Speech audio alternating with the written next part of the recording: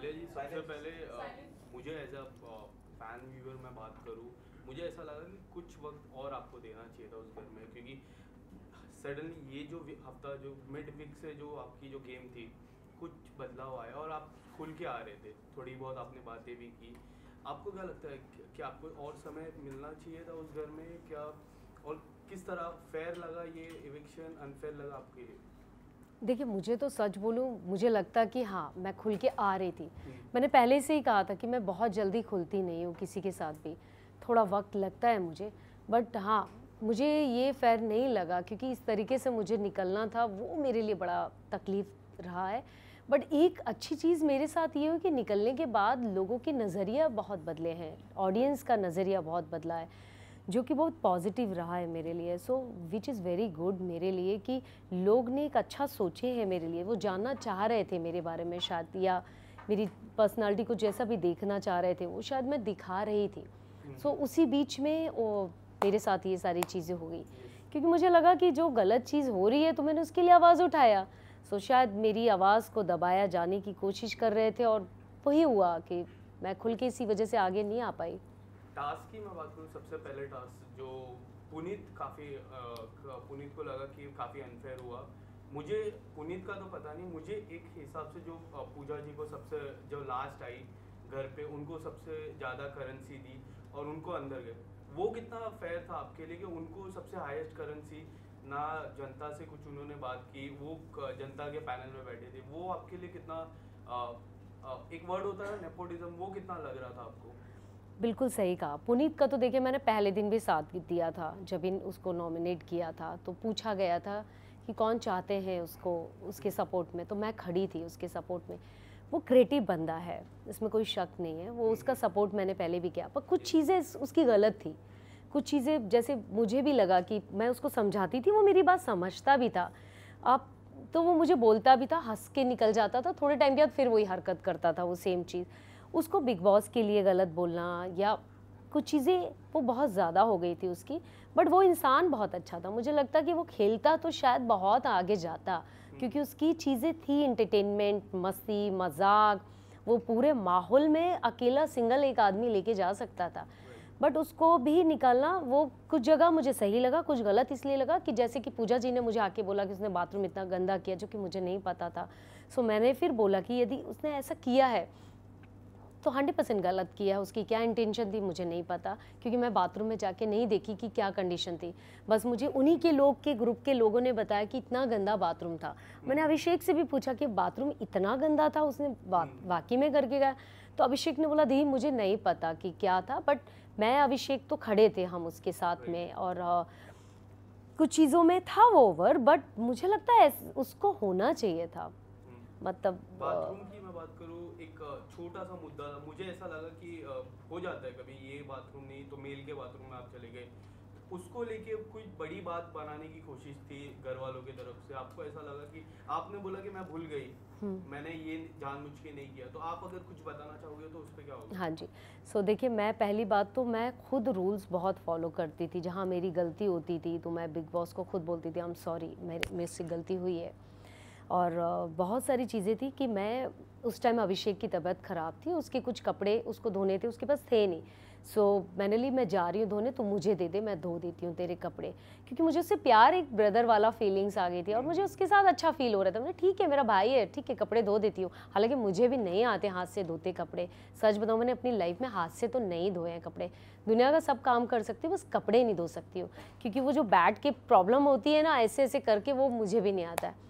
But मैं धो के निकली और उस टाइम पे मेरे टाइम ऐसा चल रहा था कि मैं वो शावर लेके वो सैनिटरी पैड भूल गई, दरवाजे के पीछे था और एकदम मैंने कॉर्नर पे रखा था कि बाथरूम कहीं गंदा नहीं होना चाहिए, कहीं कॉर्नर पे मैंने साइड में रख दिया और मैं निकल गई, कपड़े लेके, शावर लेके, सब सामान अमान उठा के बाहर निकल गई। उसके बाद मुझे आकांक्षा आके बोलती कि तुमने ऐसा किया, क्योंकि वो, मैंने लिया ऑफ कोर्स मैं ही नहीं किया होगा, क्योंकि मैं ही नहीं रख के आई थी। फिर मैं भागी, तुरंत मैं भागी, झाड़ू उठाई और पूरा लेके सर्फ से पूरा बाथरूम धोया। धोने के बाद मैंने सॉरी बोला, बट उस सॉरी के बाद उनके दिमाग में इतनी नेगेटिविटी थी मुझे लेके कि मैं उस चीज़ से शॉक्ड होगी कि एक औरत को कितना बदनाम आप पब्लिकली कर रहे हो। ये बात मैं इसलिए बोल रही हूँ क्योंकि अब चूंकि बात आई है तो बोलना पड़ेगा, वरना मैं कभी नहीं ये बात बोलती। बट उन्होंने मुझे इस चीज़ का मुद्दा कि इसकी इंटेंशन थी, पूजा जी को परेशान करना चाहती थी, पूजा जी को ये नीच औरत है, इस तरीके की जो हरकत किया, वो मुझे बड़ा तकलीफ़ हुई। लिटरली मुझे बहुत तकलीफ़ हुई कि मेरी ऐसी इंटेंशन नहीं थी। मैंने पहले भी कहा यदि मुझे करना होगा तो मैं मुंह पे रख के आ जाऊँगी, सामने रख के आऊँगी, मुझे डर नहीं लगेगा किसी से। बट मुझे ये छोटी हरकत से मैं बड़ी नहीं बन सकती हूँ। मुझे जो गलत लगा तो मैं नॉमिनेशन में मैंने उनका नाम लिया, बट ये छोटी चीज़ नहीं कर सकती हूँ मैं। तो उनके दिमाग में ये था, इसका मतलब आप सोच सकते हो, मतलब आप भी कहीं ना कहीं ऐसी हरकत करते आए होगे तभी आपने सोचा है। सो मुझे ऐसा लगता कि ये जो चीज़ें हुई है वो बहुत ही छोटी हरकत थी।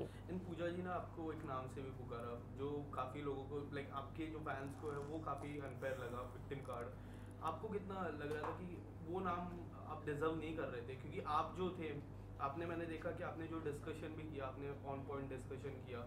फिर जो नवाज सर की मैं बात कर रहा हूँ, फैमिली को लेके, बच्चों को लेके डिस्कशन किया, छोटे बेटे को लेके डिस्कशन आपने किया कि वो थोड़ा समझदार नहीं है, ये सारे डिस्कशन आपने किया। तो आपको क्या लगता है ये सारे डिस्कशन जब हम देखते हैं 24 घंटे में देखते हैं, जब एक एपिसोड आता है तब देखते हैं, और ये एक नाम आता है, तो कितना अनफेयर हो जाता है आपके?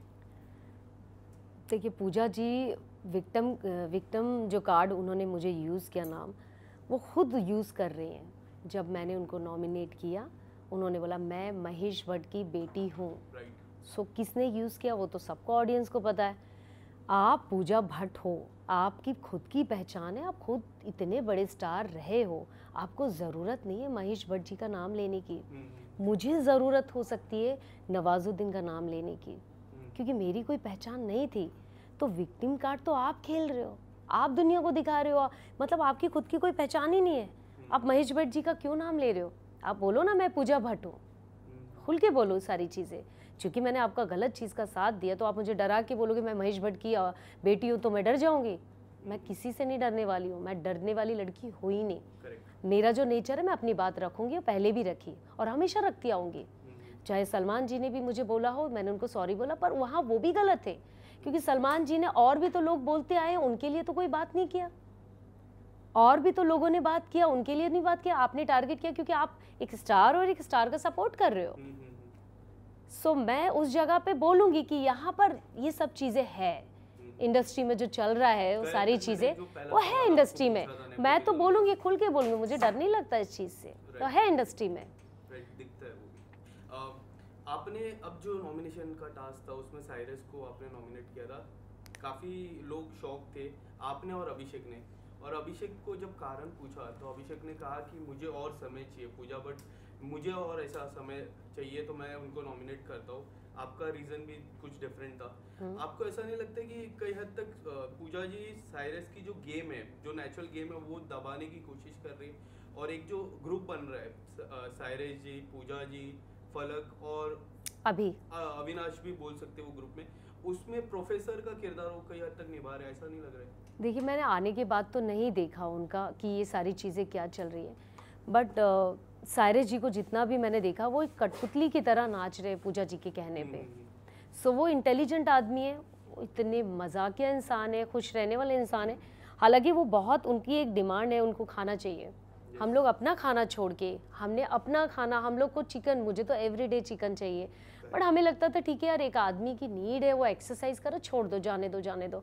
हम लोग ने सबने कॉम्प्रोमाइज़ किया उनके लिए, बट मुझे लगता है उनको भी समझदारी से चलना चाहिए कि हम ऐसे हालात में आए हैं जहाँ हमें सर्वाइव करना है, हमें अपनी चीज़ों को थोड़ा कम करना चाहिए, अपनी डिज़ायर, अपनी चीज़ें। यदि मैं बोलूँ कि यार मैं तो बिस्तर में सोती, आप मुझे ज़मीन पे क्यों सुला रहे हो? मुझे बिस्तर दिया था, बट मैं उस एनर्जी बेबिका के साथ नहीं सो सकती थी। एक दिन के बाद मैं नीचे अपना सोफे में, जहाँ मेरा पैर आधा फिट निकल रहा था, पूरी रात मेरा पैर सुन्न रहता था, पर मैं उसके साथ नहीं सोना चाहती थी। फिर फाइनली मैं नीचे जाके सोने लगी।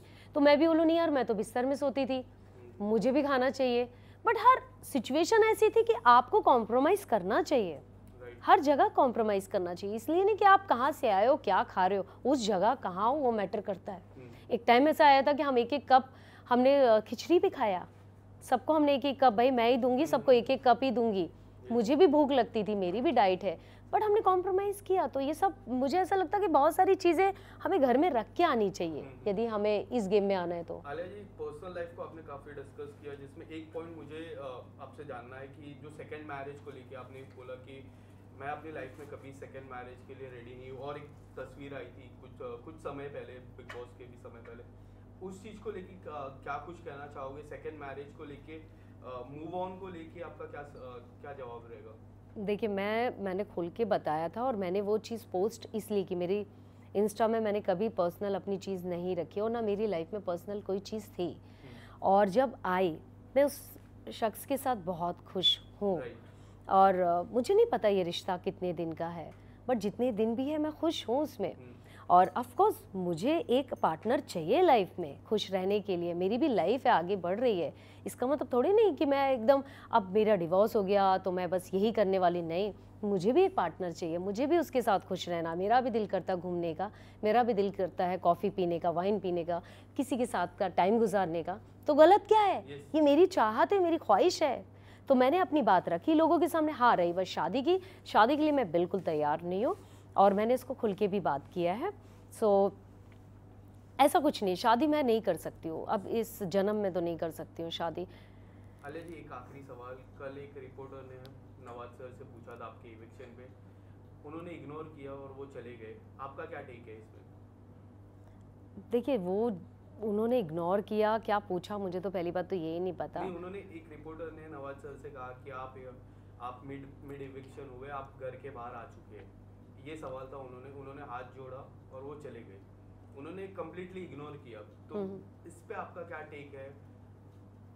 वो उनका अपना पर्सनल है, उसके लिए मैं कुछ भी नहीं कह सकती हूँ। उनके दिमाग में क्या होगा, क्या चीज़ें, मैं सच बताऊँ वो चीज़ मैं नहीं बोल सकती हूँ। यस, या थैंक यू सो मच।